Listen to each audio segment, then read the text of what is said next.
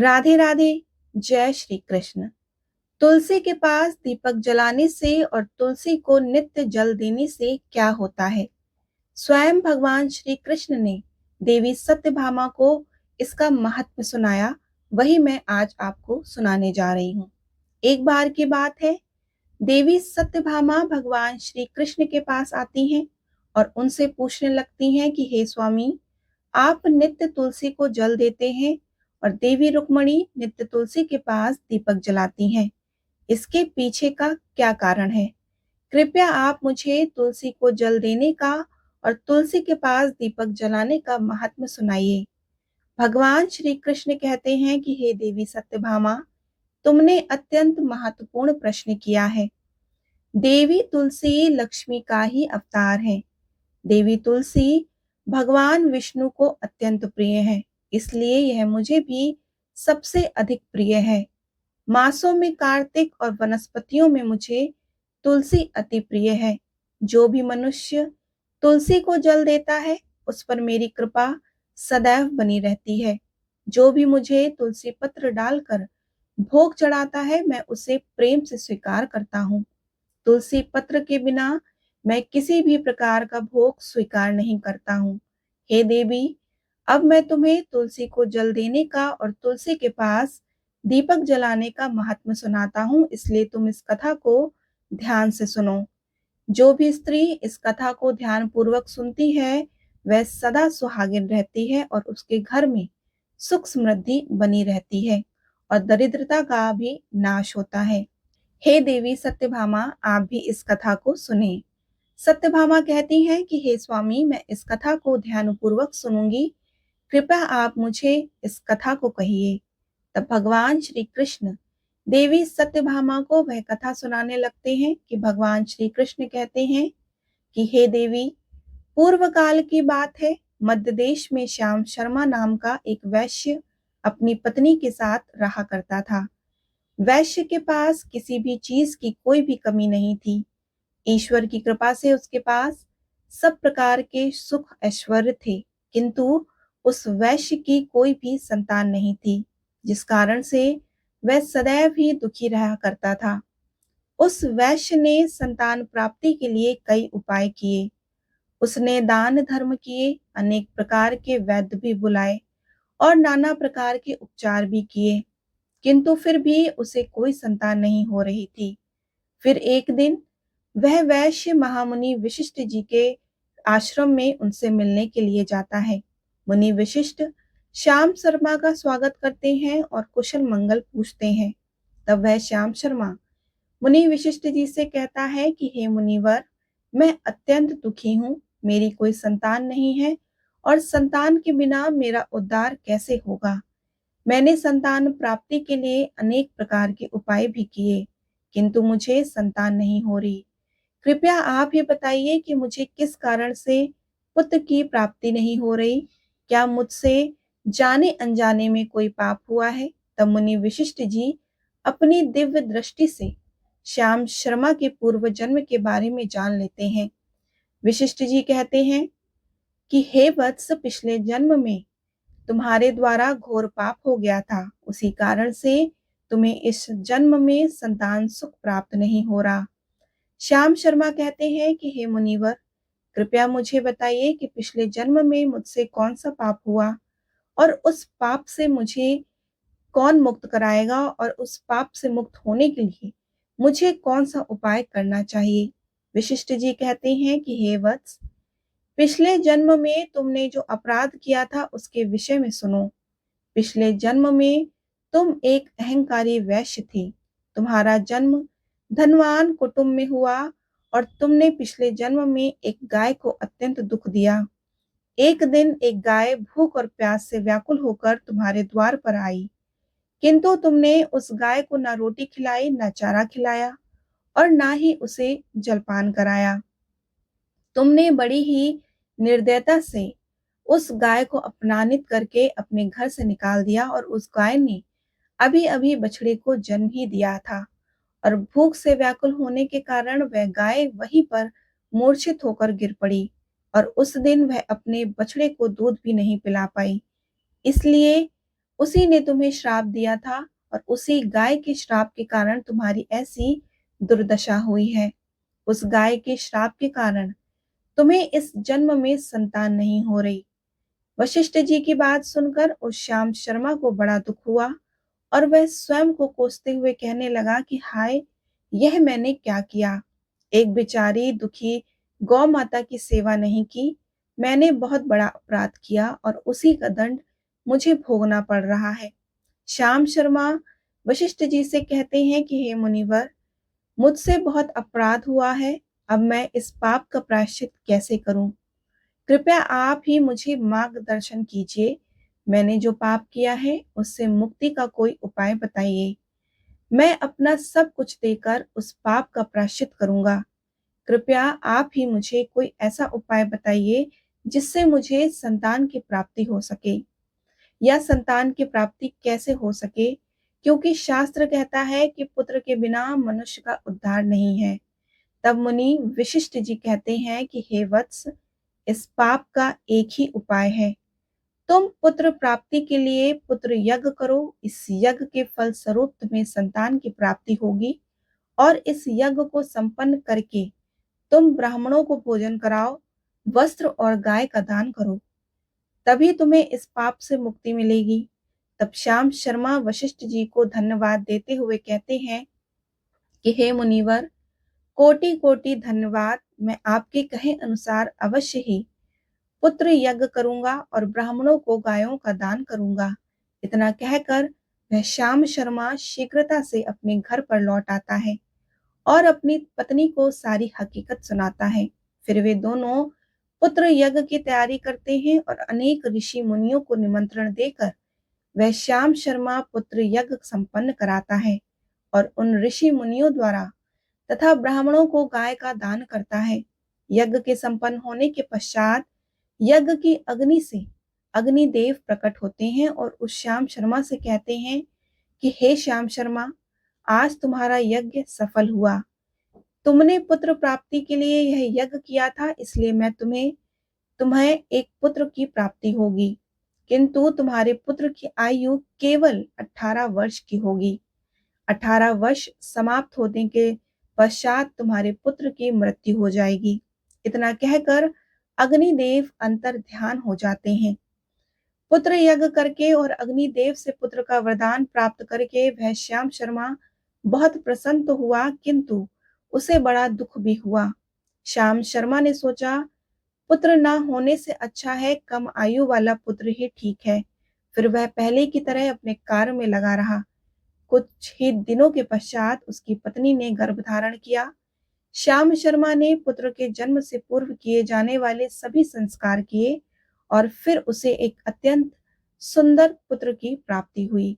वह बालक बड़ा ही तेजस्वी दिखाई पड़ रहा था।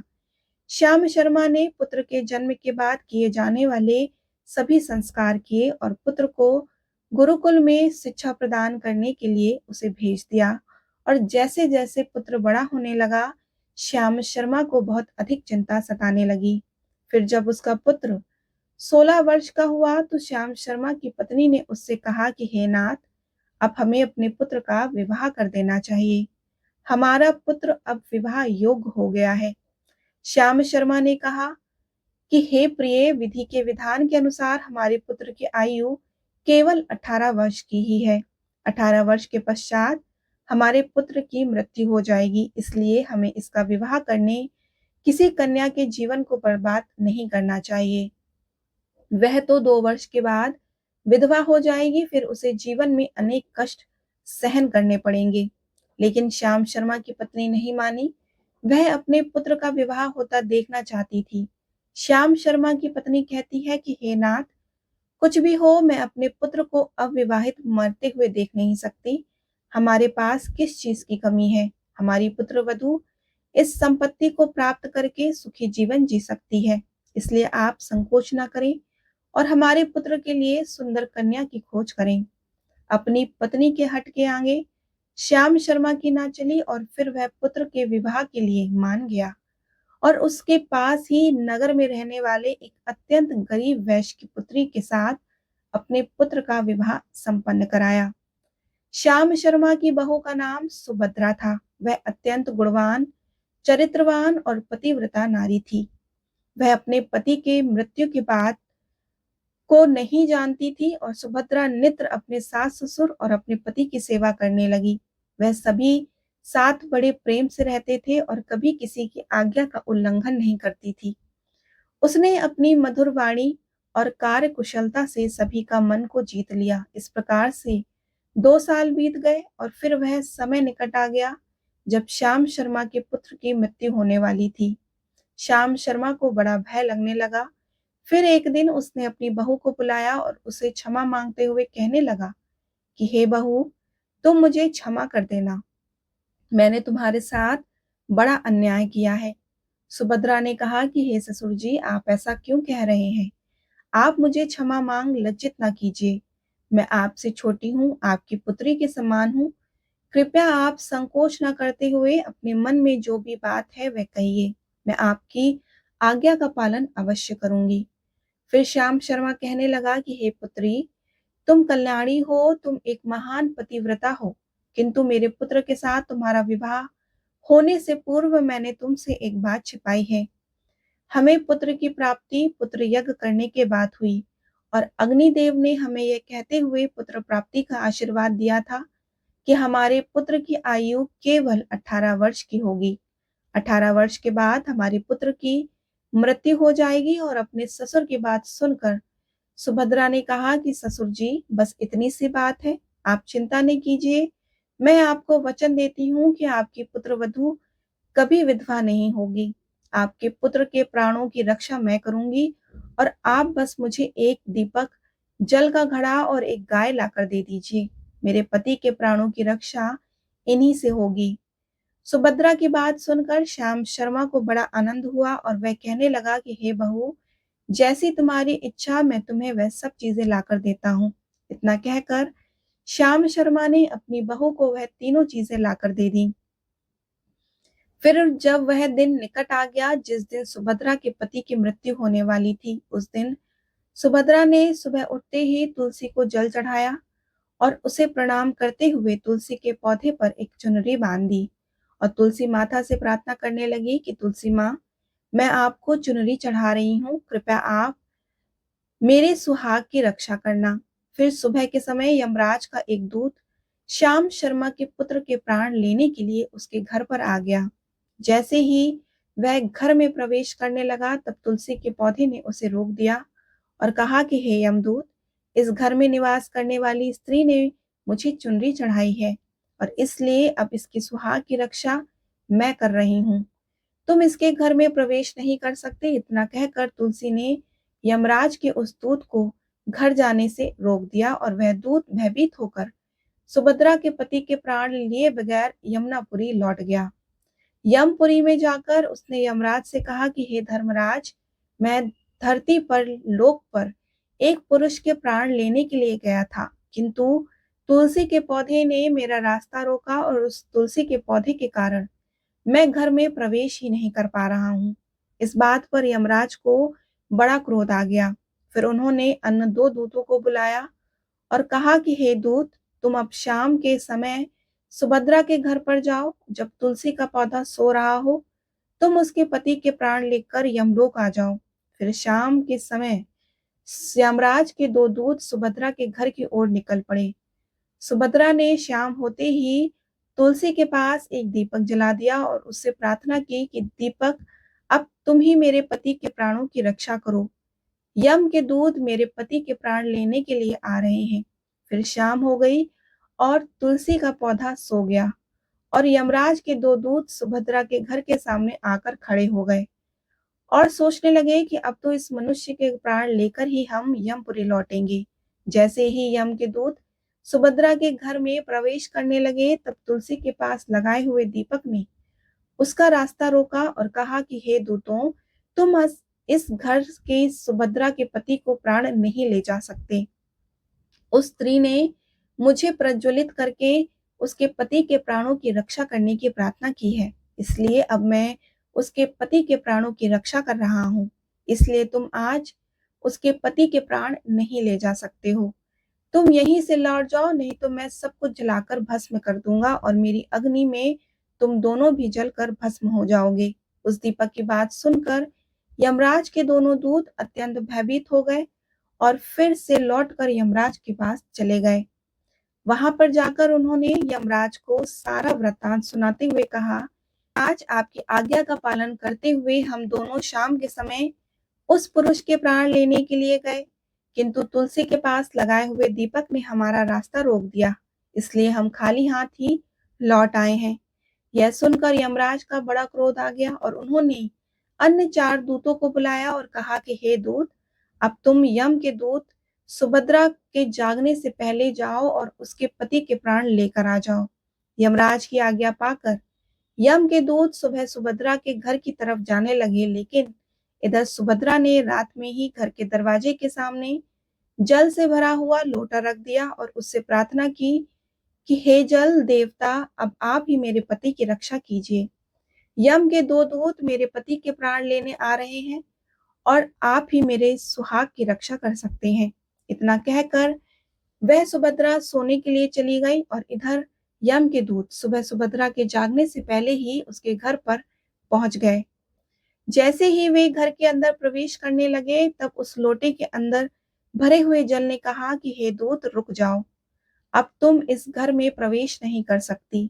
यह घर अब मेरी सुरक्षा में है। मैं सुभद्रा के पति के प्राण तुम्हें ले जाने नहीं दूंगा। अगर तुमने इस घर में प्रवेश किया तो मैं नरक की अग्नि को बुझा दूंगा और जिससे सारा नरक लोक डूब जाएगा। यह सुनकर यमराज के वे चारों दूत घबरा गए और एक दूसरे की तरफ देखकर उस स्थान से भाग गए।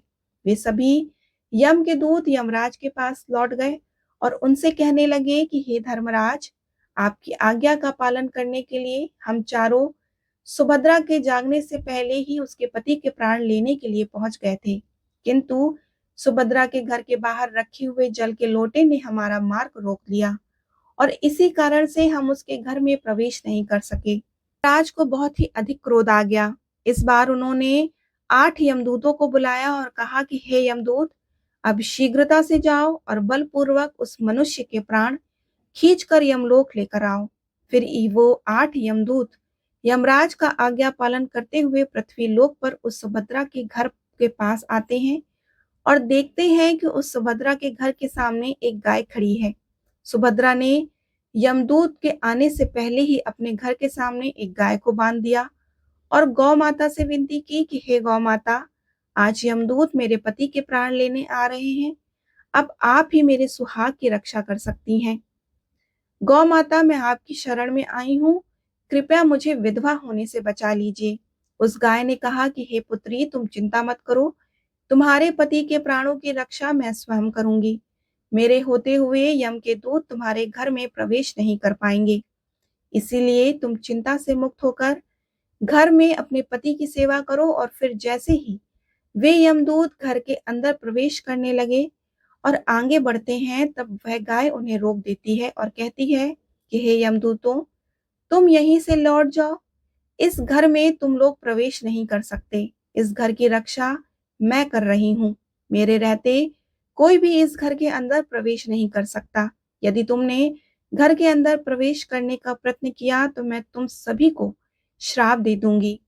अगर तुम्हें इस घर के अंदर प्रवेश करना है तो तुम्हें पहले मेरे प्राण लेने पड़ेंगे और तुम सभी को गौ हत्या का पाप लगेगा, जिसका कोई प्रायश्चित नहीं है। और वहां पर उपस्थित सभी यमदूत गाय के द्वारा श्राप देने की बात सुनकर भयभीत हो गए और वे जानते थे कि गाय के द्वारा दिए गए श्राप से कोई मुक्त नहीं कर सकता और गाय हत्या तो संसार का सबसे जघन्य अपराध और महापाप है, जिसका कोई प्रायश्चित भी नहीं है। इसलिए वे सभी वहां से लौटकर यमराज के पास चले गए। यमपुरी जाकर उन यमदूतों ने तो यमराज को सारा वृत्तांत सुनाते हुए कहा कि हे धर्मराज, उस सुभद्रा के पति के प्राणों की रक्षा एक गाय कर रही है। उस गाय ने हमें श्राप देने की बात कही है और इसलिए हम सभी भयभीत होकर वापस लौट आए। हम में गाय का सामना करने की शक्ति नहीं है। उनकी की बात सुनकर यमराज आग बबूला हो गए और स्वयं भैंसे पर सवार होकर पृथ्वी लोक की ओर निकल पड़े। यमराज अपने भैंसे पर सवार होकर उस सुभद्रा के घर के पास चले आते हैं और यमराज को अपने घर के सामने खड़ा हुआ देखकर सुभद्रा भयभीत हो जाती है और जल्दी से आकर यमराज के चरण स्पर्श करके उन्हें नमस्कार करती है और उनकी स्तुति करने लगती है। हे सूर्यतन्य यमराज, आप तो तीनों लोकों के प्राणियों पर कृपा करने वाले महान देवता हैं। इस संसार के समस्त प्राणियों के पाप और पुण्य का लेखा जोखा आप अपने पास रखते हैं। हे न्याय के देव धर्मराज, मैं सत्य धर्म का पालन करने वाली पतिव्रता स्त्री हूँ। मैं आपको बारंबार नमस्कार करती हूँ। कृपया मुझे आशीर्वाद दीजिए। सुभद्रा के द्वारा की गई स्तुति से अत्यंत प्रसन्न यमराज प्रसन्न होते हैं और उसे अनजाने में ही सदा सुहागिन रहो ऐसा कहकर आशीर्वाद देते हैं। फिर यमराज सुभद्रा के पति के प्राण ले जाने के लिए आगे बढ़ते हैं तो सुभद्रा कहती हैं कि हे धर्मराज, आपने अभी मुझे सदा सुहागिन रहने का आशीर्वाद दिया है और अब आप मेरे पति के प्राण ले जाने के लिए आ रहे हैं। इससे तो आपका आशीर्वाद झूठा साबित हो जाएगा। और यह सुनकर धर्मराज रुक जाते हैं और सुभद्रा की ओर देखकर मुस्कुराने लगते हैं। सुभद्रा के निर्मल हृदय और अपने पति के प्रति समर्पण भाव को देखकर यमराज अत्यंत प्रसन्न होते हैं और सुभद्रा की ओर देखकर यमराज कहते हैं कि हे पुत्री, तुमने साक्षात मृत्यु को ही पराजित किया है। मैं तुम्हारे पतिव्रता धर्म से अत्यंत प्रसन्न हूँ। अब मैं तुम्हारे पति के प्राण बख्शता हूँ। मैं तुम्हारी जो भी मनोकामना है वह मुझसे मांग लो। तब सुभद्रा ने कहा कि हे धर्मराज, मैं अपने पति के लिए 100 वर्ष की आयु मांगती हूँ। मेरे लिए मेरे पति ही परमेश्वर है और मैं अपने पति को छोड़कर जीवित नहीं रह सकती, इसलिए मुझे यही वरदान दीजिए। तब यमराज प्रसन्न होकर कहते हैं, तथास्तु। हे कल्याणी, आज से जो भी स्त्री अपने घर के सामने तुलसी का पौधा लगाती है, तुलसी के पास शाम को दीपक जलाती है, जिस घर के सामने गाय बंधी होती है और जो स्त्री अपने घर के सामने जल का लोटा रखती है, उसके घर में कभी मेरे दूत प्रवेश नहीं करेंगे। इतना कहकर यमराज उस स्थान से अंतर्ध्यान हो जाते हैं। भगवान श्री कृष्ण कहते हैं कि हे देवी, इस प्रकार उस सुभद्रा ने अपने पतिव्रता धर्म का पालन करके उसकी मृत्यु को टाल दिया। इसलिए जो भी स्त्री अपने घर के सामने तुलसी का पौधा लगाती है, रोज शाम को तुलसी के पास दीपक जलाती है, उसके घर में मृत्यु प्रवेश नहीं करती।